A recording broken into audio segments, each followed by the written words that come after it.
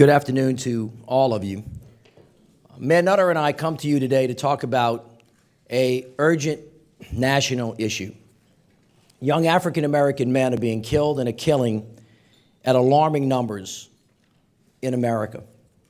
Across America, it is a constant drumbeat of death, of shootings, of murder, day after day after day. We are losing a whole generation of promise. But the response to this daily carnage has been eerily quiet. We are numb to the violence, numb to its dreadful consequences. The problem is so complex and so painful that we are overwhelmed, and we often look away. Maybe we're scared that if we speak up and get involved, we'll end up in the crosshairs. Or perhaps we have bought into the evil notion that the lives of young African-American men are somehow less valuable than the rest of us. We've all heard it before. Just thugs killing thugs. There's nothing that you can do about it. But this is a lie. Every life is precious, and these young men were not predestined to this fate. We will never know, in many instances, what might have been. Last year, 193 people, our fellow citizens, were murdered in my city of New Orleans. 193 tragic stories in a wake of destruction and heartbreak. A huge number of the victims and perpetrators, young African-American men, many of whom knew each other. The shooter of today often becomes the victim of tomorrow, and along the way, so many innocents caught in the crossfire of hell. Hard truths fall painfully on ears that do not want to hear. America is drunk on violence, and we drown in this sorrow as we suffer these deaths and the consequences therefrom. Let us take a minute just to remember some of the names of the recent victims. Samuel Bryant, Alvin Banks, Tyron Nettles, Michael Randell, Tillman Hawkins, Edward Isom, Billy McCormick, Christine George, and her two children, Teresa and Leonard. Mayor Nutter and I look at these circumstances with eyes wide open, and we are here to say that we are not afraid because we have great faith in America and its people. There is nothing broken here that cannot be fixed. There is no problem here that cannot be solved. Both the challenge of murder is both wide and deep and must be addressed broadly as an issue of public health with close connection to economics, education, poverty, law enforcement, race, and yes, American culture. Here is the point. A lot must change to stop the shooting, to stop the violence. So now is the time to marshal every resource, federal, state, local, private, faith-based, not-for-profit, to turn the tide. It is time we take a hard look in the mirror and recognize our own personal responsibility to strengthen our families, to improve our communities, and change the culture of violence. We need everyone on board, every parent, every grandparent, every pastor, every coach, every friend, every neighbor. This violence will not stop until we all get involved. We may not all be at fault, but we all have responsibility to take on this fight and to find an answer. We are not all at fault, but we are all responsible. As Dr. King wrote, we are tied together in a single garment of destiny. Whatever affects one directly affects all indirectly. Young black men are dying in America. Does America notice?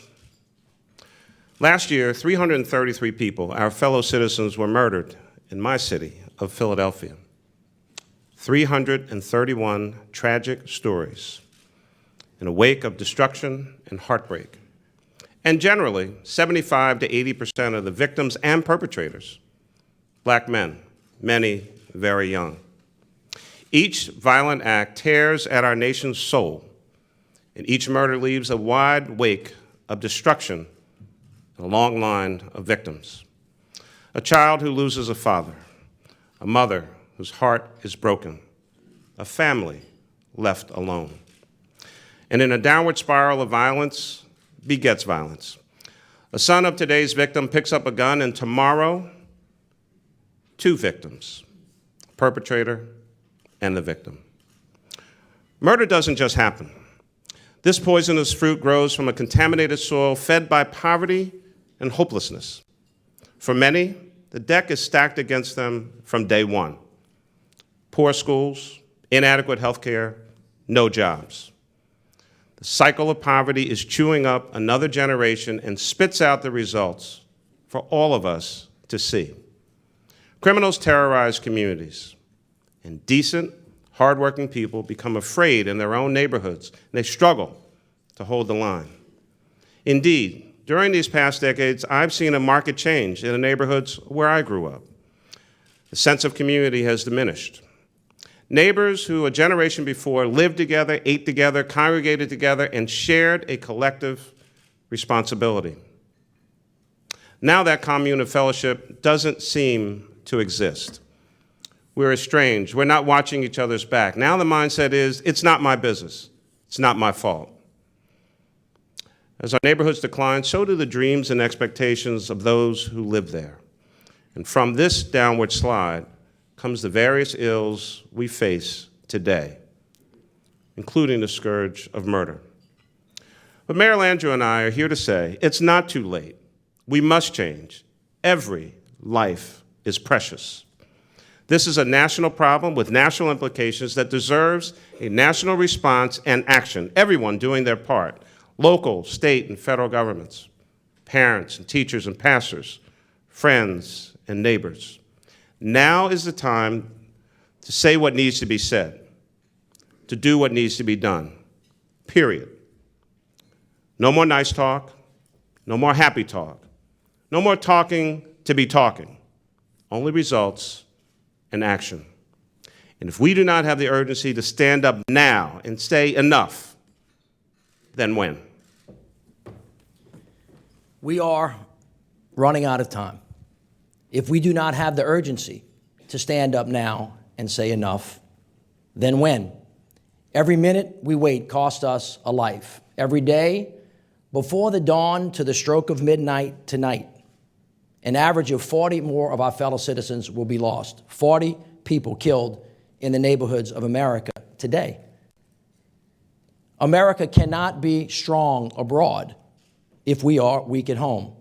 The humanitarian crisis is not just in some far-off nation, but here on our streets, in our neighborhoods, in our homes. Morally, economically, and for the good of this nation's strength and security, we must do more. Each generation comes to this point.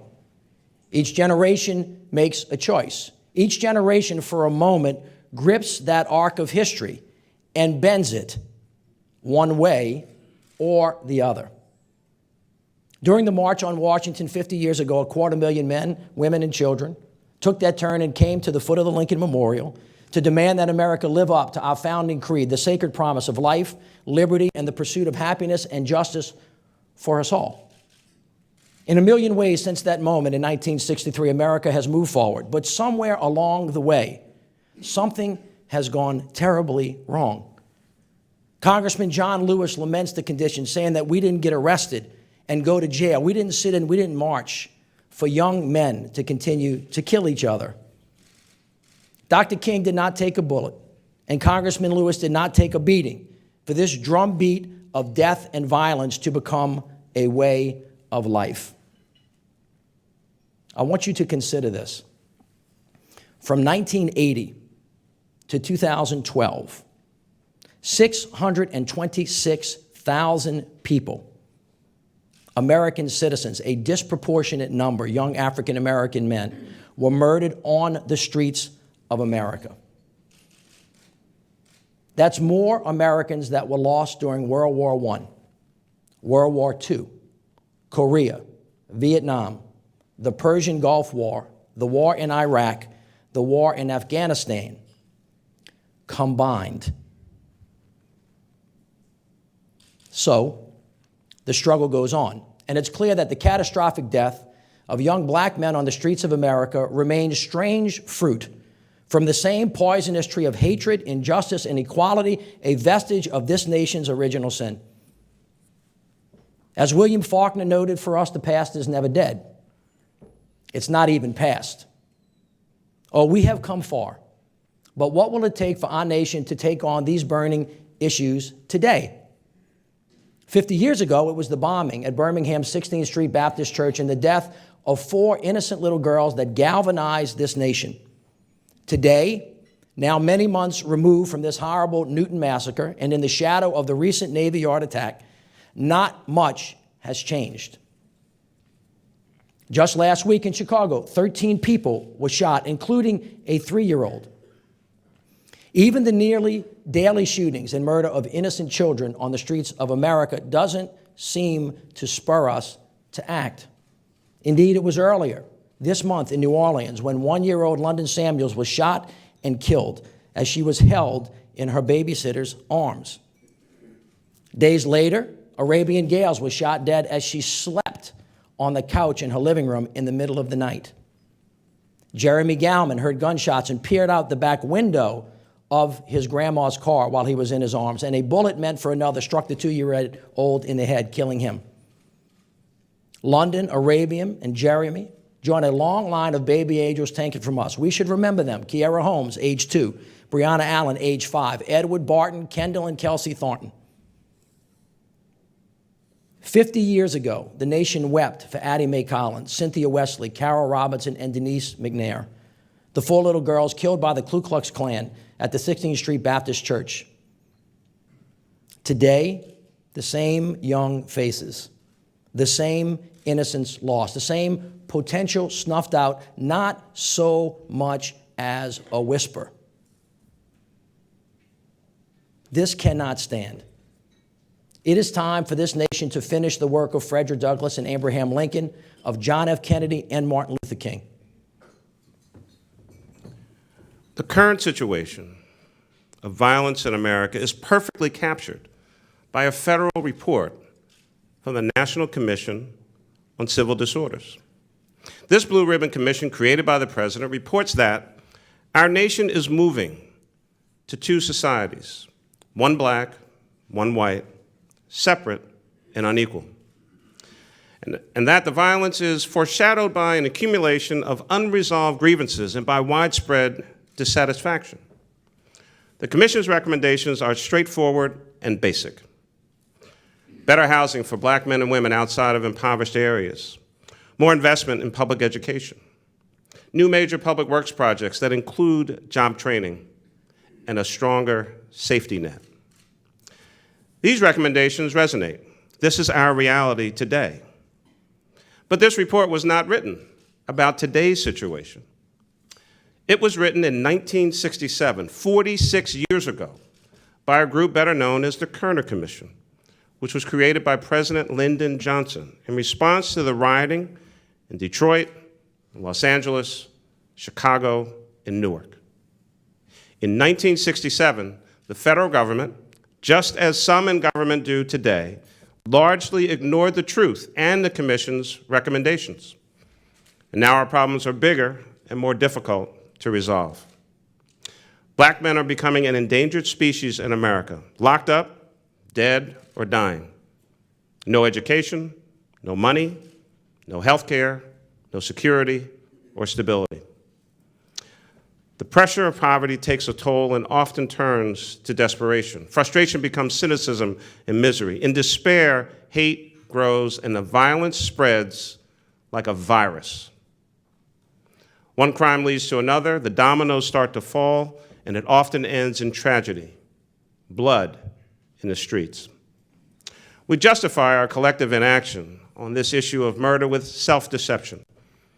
Not my problem, not in my neighborhood, not my children, thugs killing thugs, and there's nothing we can do about it.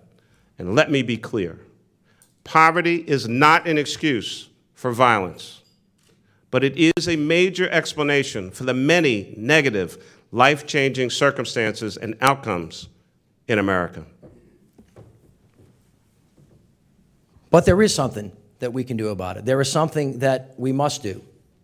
Here is the truth on the issue of violence. We, as a society, have lost our way.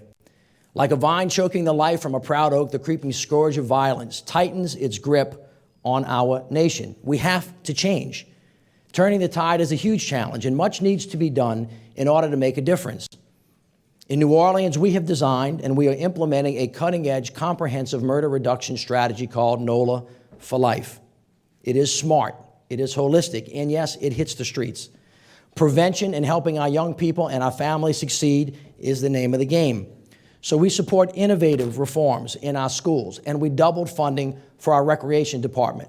We launched the innovative Ceasefire Initiative in New Orleans to help mediate conflicts and stop the cycle of violence.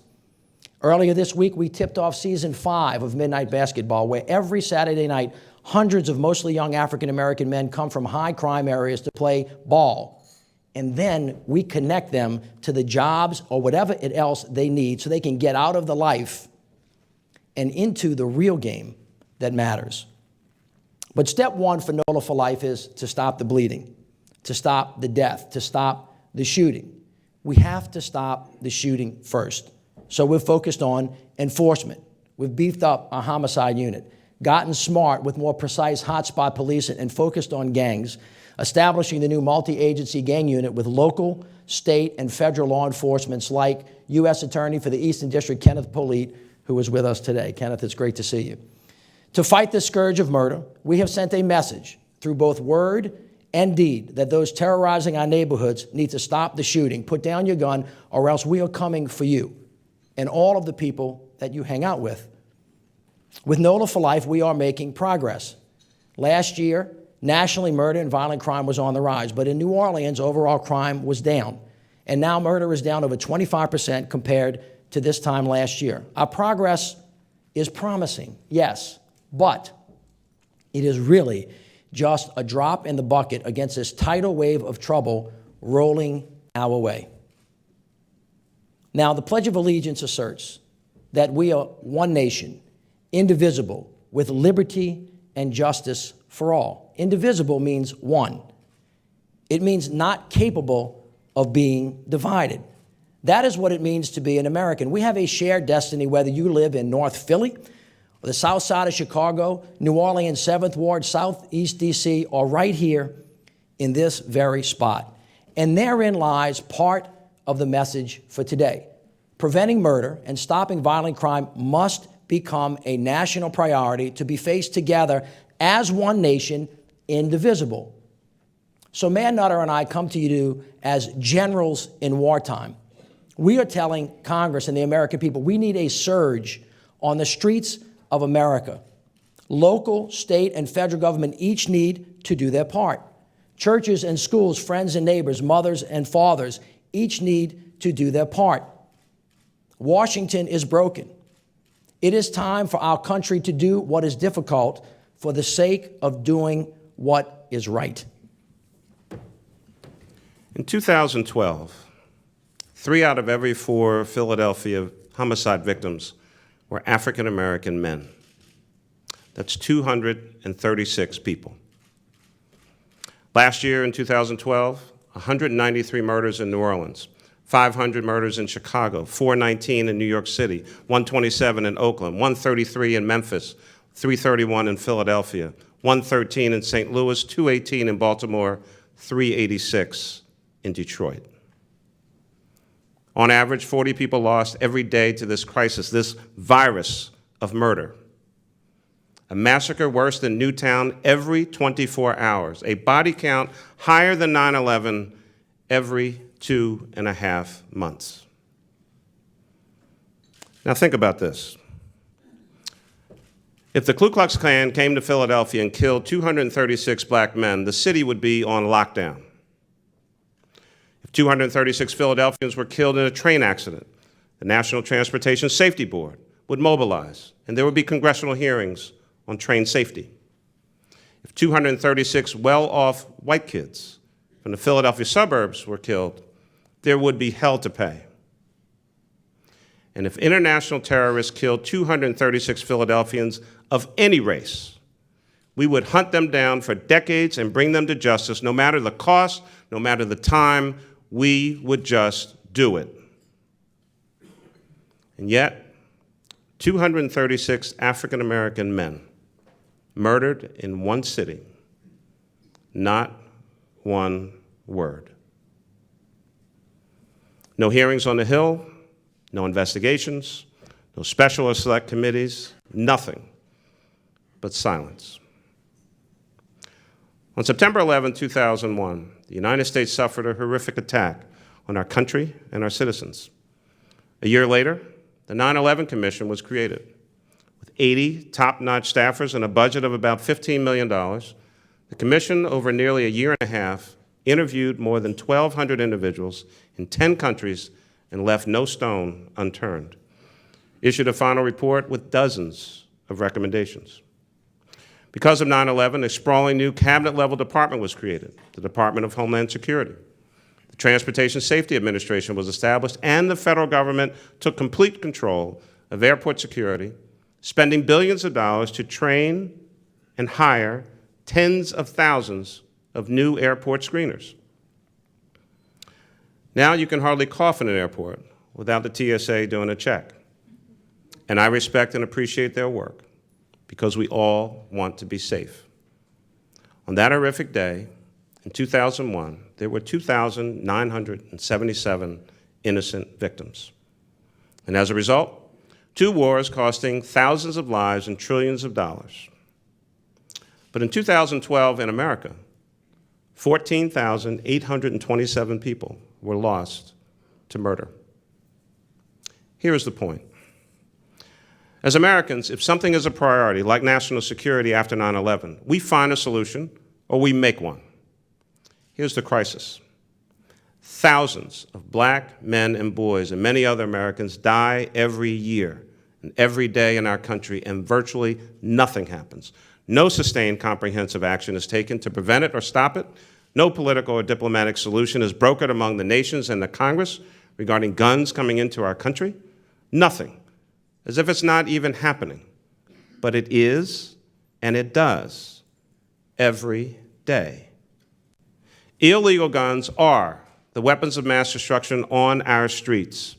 And we experience, as one of my fellow mayors has said, mass murder one by one by one in slow motion every single day in the United States of America. And so I ask the question, where is our red line on violence in America? 10,000 plus murdered Americans every year. That is a crime against humanity. We have a civil war unfolding in our cities every day, every week, and every month. Mayor Landrieu and I both have personally spoken with President Obama on this issue, and he is ready to act. The question is, where is the Congress? And what are they prepared to do? And so let me ask this question. What if our response to domestic terrorism was as thorough and as engaged as our response to international terrorism? What if we had a 9/11 Commission about black men getting slaughtered on the streets of America? A national commission on domestic terrorism, violence, and crime in America to examine the root causes of this violence, find solutions, and make recommendations for what governments at all levels can do to reduce domestic terrorism, violence, and crime in America. From the 9/11 Commission, we created the TSA, the Transportation Security Administration. Well, now maybe we need the WASA, the Walking Around Security Administration. This is serious because we have a violence problem in America.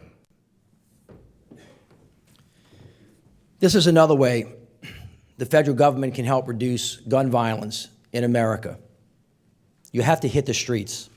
Democrats, Republicans, Congress, and President Obama lock hands and launch a stronger, more targeted cops program to put more cops on the beat, just like Congress and President Clinton did in the 1990s. Congress has the money.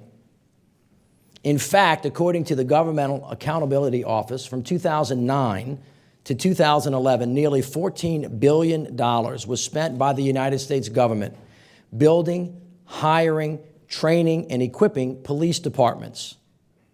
But this $14 billion wasn't spent in New Orleans or Philadelphia or Chicago, even though we are fighting the good fight against violent crime on what amounts to a shoestring budget. No, this money went to build police departments for the people of Afghanistan and Iraq, Pakistan, Mexico, and Colombia. We need to redirect those federal resources back to the home front.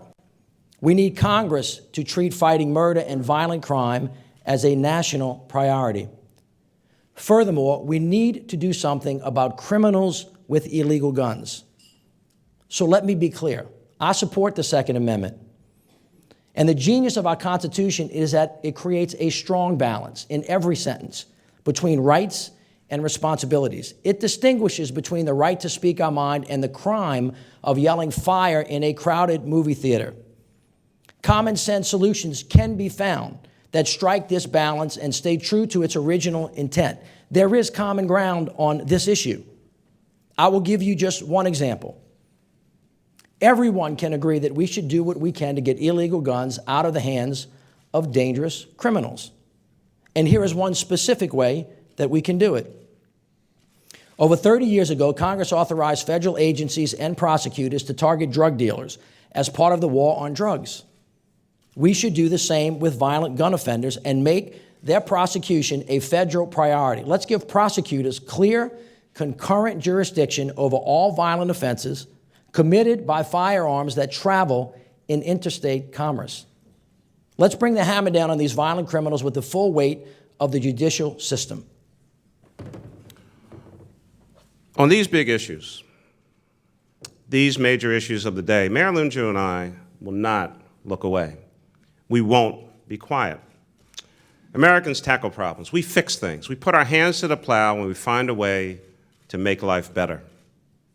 So we started to do the research, and we got others involved to answer the question, what is happening in our streets and why? And what we found was that murder, of course, is not just a Philadelphia issue. It's not just a New Orleans issue. This is a national issue that deserves a national conversation and national action. In America, young black men are being slaughtered, and we need everyone on board to find solutions. So we have brought together our federal and state partners, mayors from across the country, and philanthropic leaders like Dr. Bell and Casey Family Programs to establish Cities United, a new initiative specifically aimed at finding ways to stop the murder of young African-American men and boys. Now, Cities United seeks to create an urgency, dispel myths, unpack the reality, and name the challenge. And as a part of this effort, we in Philadelphia have taken some very practical steps to reduce violent crime and murder in my city. First, as Mayor Landrieu said, we have to do something about illegal guns. And as I often say to the guys in the street with illegal guns, got a gun, go to jail. I'm not talking about legally purchased guns that people use for protection or other legal purposes. We're targeting illegal guns bought by straw purchasers and used by criminals to wreak havoc in our city. Second, we must get tougher on enforcement. We've restarted our Operation Pressure Point, which details our police officers and other law enforcement personnel into crime hotspots and takes the fight to the street corners. And furthermore, we're working closely with business owners to register outdoor video surveillance cameras so when a crime happens, the police can get there quickly, get their evidence, and take down these criminals. And third, we're reaching out, trying to stop violence before it starts. We've convened a wide variety of stakeholders all across the city to help on the front lines confronting and preventing violence. We're making some progress. I can report to you today that this year in Philadelphia, murder is down nearly 30%, and our shootings are down over 16% as compared to this same time last year. Our progress is promising, but as was mentioned, it really is a drop in the bucket against a tidal wave of trouble. One murder or shooting must be unacceptable. If you really understand this problem, you can see that no law, no rule, or regulation alone is going to fundamentally change the culture of death on the streets of America. Government on its best day can never replace a family. But government must invest in communities so families can thrive and children can have a chance. We need safe streets, more jobs, better schools, but it won't matter without personal responsibility. Babies having babies just does not work. The point is, government can't solve all of the problems. We each need to take care of our own business. This means pastors, teachers, coaches, neighbors, and friends. We each have a big role to play. There is no excuse. We have to quit waiting. We have to start doing.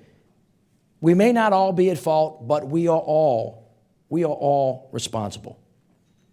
As mayors of major American cities, Mayor Nutter and I are the governments closest to the ground. We are called upon to do the hard work of governing. It is where word must meet deed. Ambition must meet human frailty. Aspiration crashes against the rocks of reality, and hope hits the streets. Real time, real challenges, real life, real death.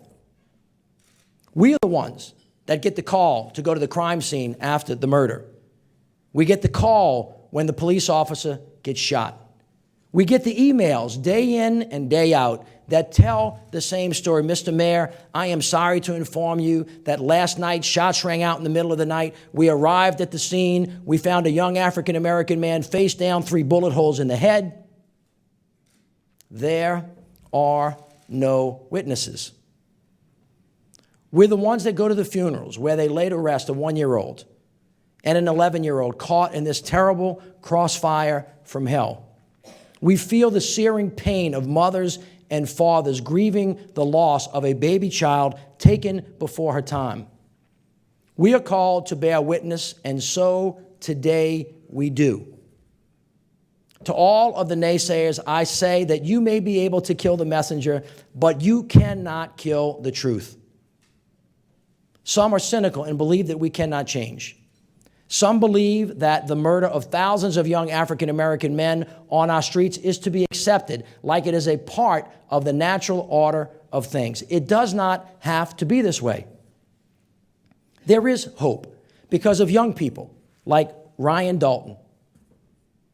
Ryan Dalton is the 6th of 11 children, raised by his mom in New Orleans in the 8th Ward.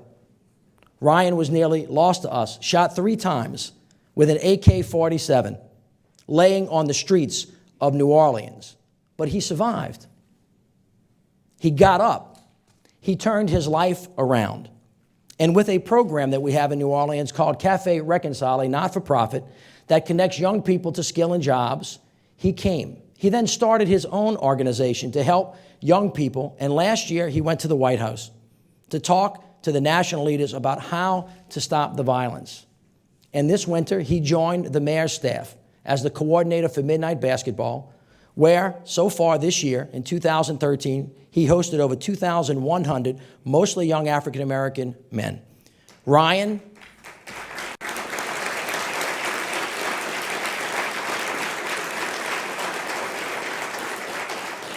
was saved because through word and deed, we as a community came together and showed him love, helped him see his unique worth and his remarkable potential. By working together, we created a pathway to a better future, and he took the responsibility to walk down that pathway. Now he is saving the lives of others. He flipped his script. Don't tell me that it cannot be done. Ryan, thank you very much.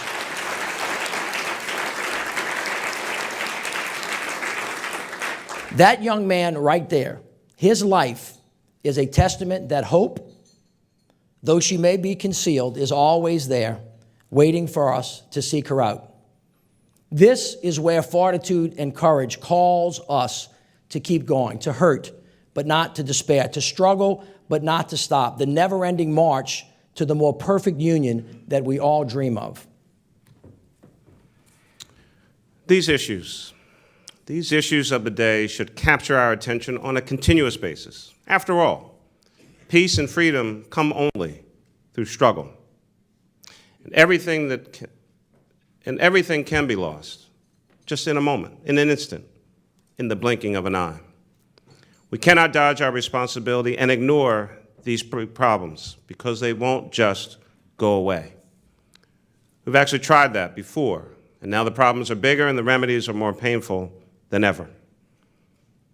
In closing, every New Year's Day, clergy and I visit inmates at our city prisons. I talk with them, men, women, and yes, juveniles. A few years back, I met a young man. His name was Kent. He was 17 years old and was facing 7 to 20 years for 4 armed robberies. His total haul from those robberies $2,000. So much of his life given for so little. I stayed and talked with him for a while. And despite his crimes and decisions, Kent had a youthfulness about him, still a sense of hope, and he was very smart and very respectful. It broke my heart to hear that he had a 3.6 GPA, scored a 1,400 on his SATs. Colleges were still sending letters to his parents' house, trying to get him to apply while he was still in prison. That's a tragedy. Kent's story shows in stark terms the crisis that we face. This boy had remarkable potential. In a different world, he could have been anything: a lawyer, a doctor, an engineer, mayor, governor, president. But instead, it's the same old story.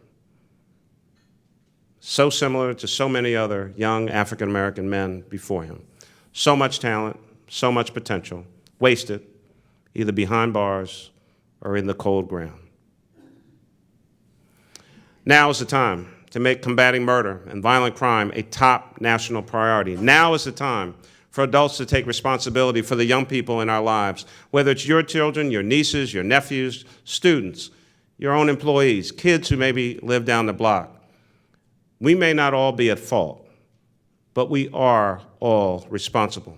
We each have our role to play. And through our work, we can inspire our nation and the world and prove that tragedy can come from triumph.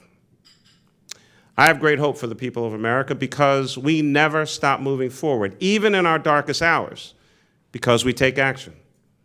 But we have a long way to go together. So here's what you can do. Do stories on this American problem, week-long specials. Show what's going on like you did during the Civil Rights Movement, the hangings, the water hoses, the beatings, the dogs. Like you did during the Vietnam War, dead Americans coming back from foreign battlefields. Take the responsibility and show dead Americans coming from the battlefield streets of our cities all across America. Talk with mayors and governors and ask what they're doing and what they need. Meet with citizens on the streets and hear their pleas and cries for peace and freedom from violence. Talk to police chiefs and the law enforcement community about their ideas.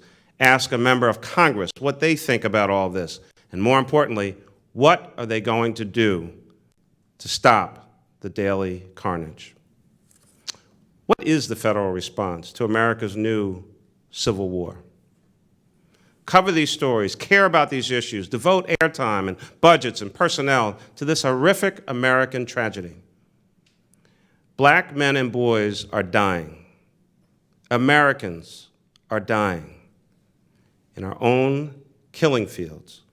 Do something now, because knowing demands action.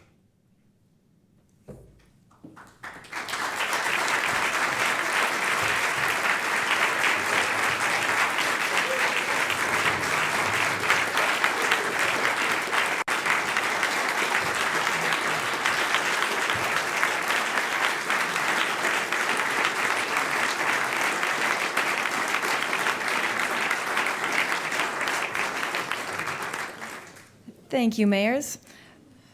Both of you sounded solutions that appear much like those advanced by your predecessors, Mayor Mark Morial and Mayor Ed Rendell. What will be different this time around? Thanks for the question. I think the difference is we've carved out a pathway. I think we've articulated some solutions.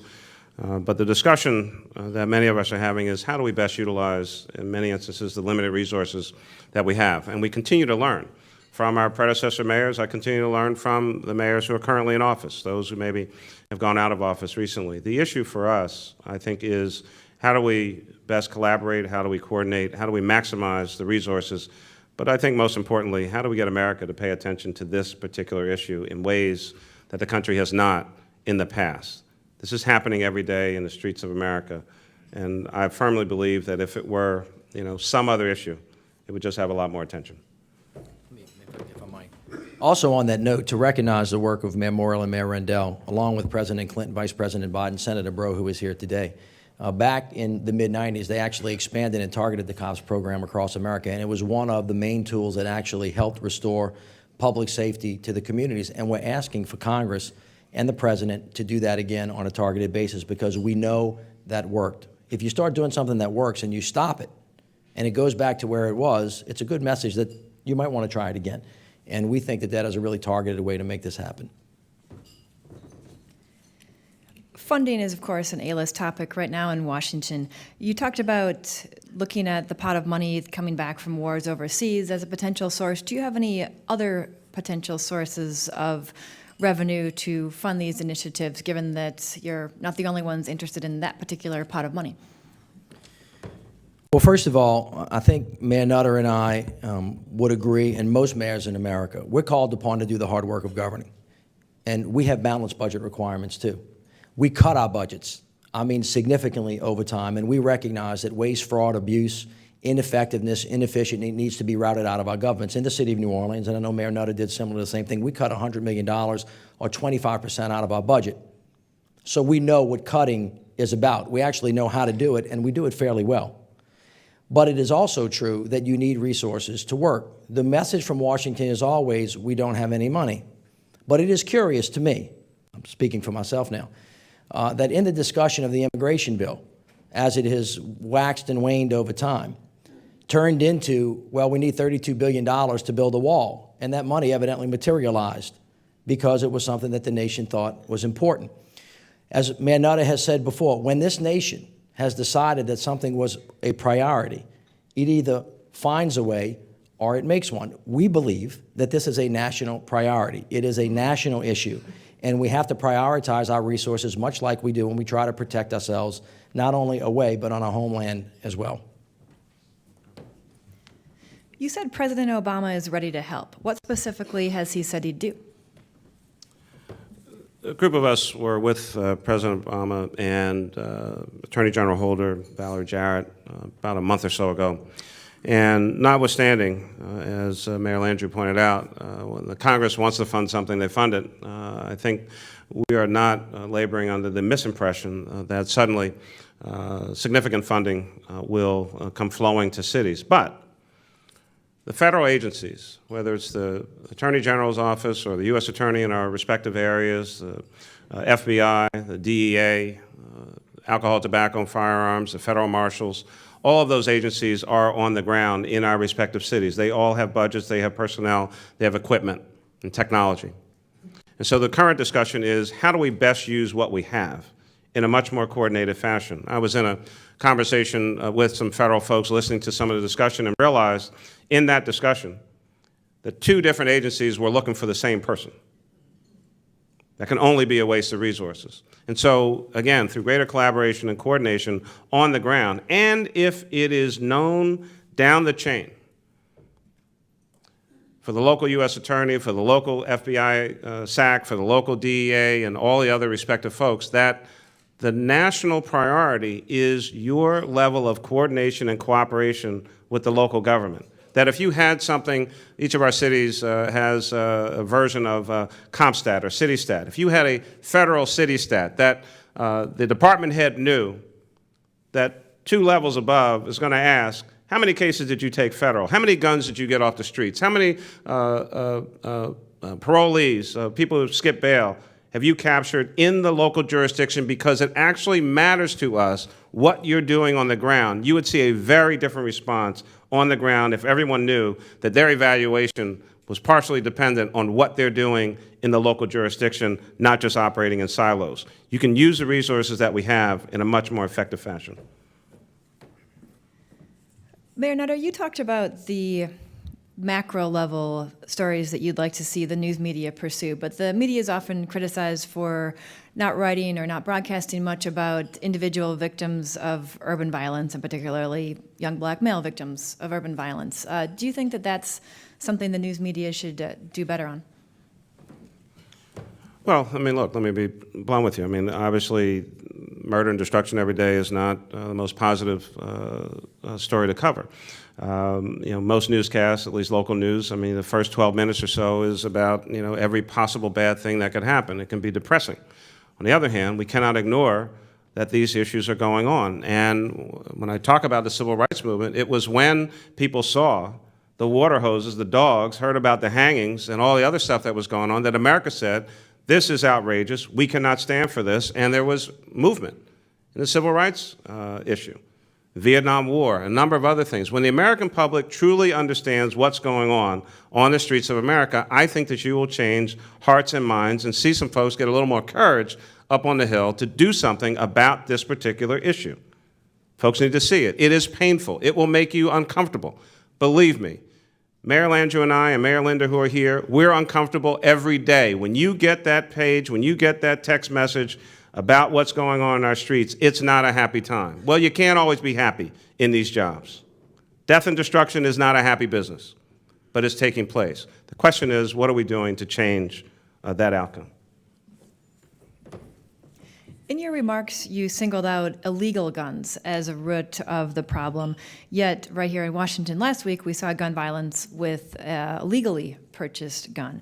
Do you think that more needs to be done to restrict purchases of guns even when they're done legally? Well, one of the things that the mayors have tried not to do is to get caught in this seemingly mind-numbing debate about gun control. Because as I said, and we said in both parts of our speeches, it is not just about guns. It is a fact that there are millions of people in America that are law-abiding gun owners that are not shooting people. As Mayor Nutter said, poverty is a part of it, but it's not just about poverty. There are a lot of people that are poor that are not shooting people. Some people will say it's about joblessness, but there are a lot of people that are unemployed that are not shooting people. And it is a Molotov cocktail of a number of different things that have come together. And one of the challenges has been not to divert your attention onto issues that are not going to solve the immediate crisis that we have before us, which is to stop the shooting. It seems to us, and this is where our brains go, I'll speak for myself, it goes to where is there common ground now on guns? And is there a place? I gave you one space where that is. That's where we ought to spend our time. Mayor Nutter said just a minute ago, although we said we need more money from Congress, we're not laboring under the misimpression that somehow they're going to bestow money on us, so we know that we have to do it ourselves. We said it's a national problem. We didn't say it was just a federal problem. And those are different words that mean different things. And so there are many ways that we can work together on all of the issues. It's got to be coordinated. It's got to be focused. It does have to talk about guns, but it's got to talk about mental health. It's got to talk about mental health, but it's got to talk about education. It has to talk about education, but it has to talk about the relationship that people have to their communities with churches and pastors. The point is that when everybody pulls together and said it is a problem we have to solve, there are tons of resources out there already that if pulled together and focused, can, I believe, make measurable impact. This questioner says, the current Congress seems to treat poverty as a crime. How can you work against that attitude? Poverty as a Crime. Well, I mean, that's ignorant.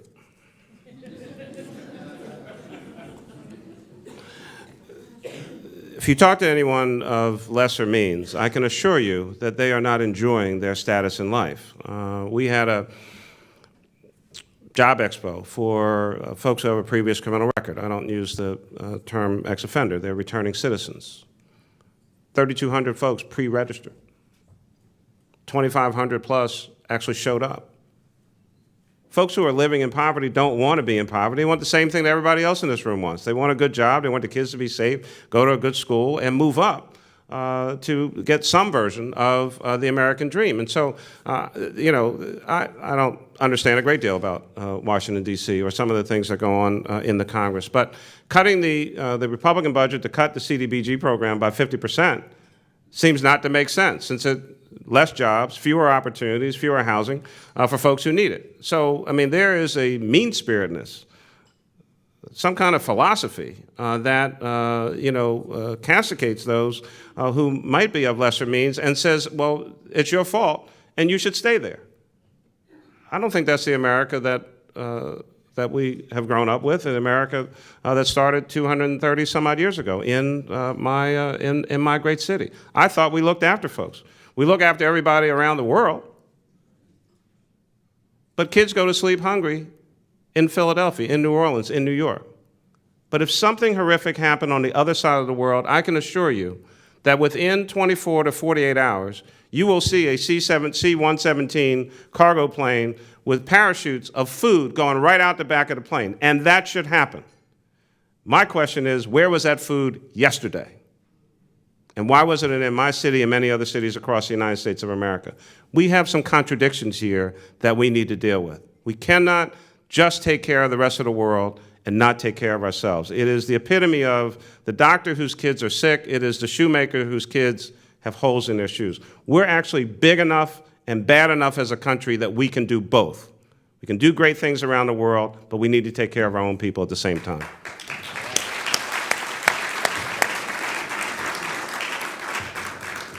This questioner says, in 2 decades of Americans demanding that government leaders be, quote, tough on crime, a disproportionate number of African-American men have been incarcerated.